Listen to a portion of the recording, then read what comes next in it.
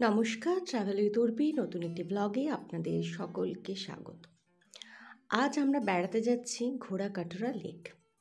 বেনুবন যাব, আজ যাব পাওয়াপুরি। তো প্রথমেই ঘোড়াকাটরা লেক যাওয়ার আগে টিকিট কেটে নিয়েছি এবং যাত্রাপথের ভিডিও দিইনি। এইখানে ঘোড়াকাটরা লেকে পৌঁছে গেছি। এখানটা ভীষণ সুন্দর, চারিদিক পাহাড়ে ঘেরা, মাঝখানে একটি বিশাল লেক। আর বলে রাখি, এই যে টিকিট কাউন্টারটি, এটি কিন্তু বিকেল 5টায় বন্ধ হয়ে যায়। তবে কোনো কোনো দিন সেটা 4:30তেও কিন্তু বন্ধ হয়। আমরা একটু দেরি হয়েছিল, 4:40 বেজে গিয়েছিল, তো যাই হোক টিকিট পেয়েছিলাম।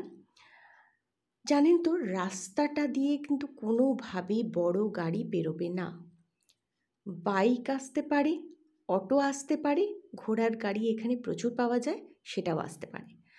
ঘন জঙ্গল, মাঝখানে সরু সরু রাস্তা। তবে আমরা যেটা ভুল করেছিলাম, শীতকালে গিয়েছিলাম, কোনো সোয়েটার নিইনি। সোয়েটারগুলো আমরা গাড়িতে রেখে চলে এসেছিলাম অটোয় করে। সারা রাস্তা এত ঠান্ডা যে আপনারা কিন্তু সোয়েটারটা একেবারেই মিস করবেন না। ঘোড়াকাটরা লেকে আমরা বোটিংয়ের জন্য আলাদা করে টিকিট কেটেছি এবং এক একটিতে 4 জন করেই বসা যায়। আমরা বৌদ্ধ মূর্তির পাদদেশে পৌঁছে তাকে স্পর্শ করিয়ে প্রণাম জানিয়ে সেখান থেকে আজকে বিকেলে যেহেতু গিয়েছিলাম, আজ বাড়ি ফিরে গেলাম। তার পরের দিন সকাল সকাল পৌঁছালাম বেনুবনে। বেনুবনে এই হচ্ছে টিকিটের চার্ট। এরপর টিকিট কেটে নিয়ে আমরা এখান দিয়ে ভেতরে ঢুকলাম। আমরা সকালে পৌঁছেছিলাম, এটি একটি বৌদ্ধ মন্দির, দেখতেই পাচ্ছেন। তো প্রণাম জানিয়ে আমরা বেনুবনটা ঘুরবো। বেনুবনটা কিন্তু বিশাল। এখানে একটি পার্কও রয়েছে ছোটদের জন্য। আমাদের হাতে সময় কম থাকায় সেখানে যেতে পারিনি। আর এই যে পুষ্করিণী, এখানে বুদ্ধদেব স্নান করে তপস্যা করতেন। বেনুবনে বুদ্ধদেব তার জীবনের অনেকটা সময় শিষ্যদের সাথে কাটিয়েছিলেন। এখানে গাছগুলির গুঁড়িগুলি কেটে কেটে এই রকম আকৃতি দেওয়া হয়েছে। বেনুবনে বিশাল পার্ক রয়েছে, আমাদের যাওয়ার দেখার সময় হয়নি, কিন্তু সেটিও আপনারা উপভোগ করতে পারেন। এটি বিকেলের দিকেও খোলা থাকে। যাই হোক, এগুলো ঘুরলাম। একটি ছোট্ট পুল, তার দুই ধারে রয়েছে পদ্ম ফুল হওয়ার পাতা রয়েছে, দেখে বোঝা গেল এখানে পদ্ম ফুল হয়। এরপর আমরা যাব পাওয়াপুরি, তার জন্য রওনা হয়েছি। আর এখানে জানেন, মিষ্টির দোকানে এইভাবে সাজানো থাকে মিষ্টি। তো পাওয়াপুরি যাওয়ার জন্য আমরা রাজগীর থেকে কিছুটা বেরোচ্ছি।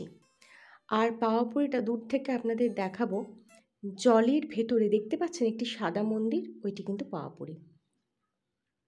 এইটি কিন্তু পাওয়াপুরি নয়, রাস্তার একদিকে পাওয়াপুরি রয়েছে আর এটি আরেকটি জৈন মন্দির। এই মন্দিরের নির্দেশ ছিল ভেতরে ফটো তোলা যাবে না, কিন্তু মন্দিরের কাজ এত অপূর্ব এবং তখনও কাজ চলছে। এই যে দেখছেন, এটি পাওয়াপুরির প্রবেশদ্বার। চলুন আমরা ওই মন্দিরটি একটু দেখে নিই। এর কাজ এত অপূর্ব, বাইরে থেকেই ফটো তুললাম, কাজ কিন্তু তখনও অসম্পূর্ণ। তো চলুন আমরা পাওয়াপুরিটা ঘুরে দেখি। পাওয়াপুরি কিন্তু সন্ধে 7টা পর্যন্ত খোলা থাকে। আর জানেন তো, এটা আমরা শীতকালে এসেছি, তাই দেখতে পাচ্ছি চারিদিকে পরিযায়ী পাখি উড়ে বেড়াচ্ছে। কিন্তু এটা যদি শরৎকালে কেউ আসতেন, তাহলে দেখতে পেতেন চারিদিকে পদ্ম ফুল।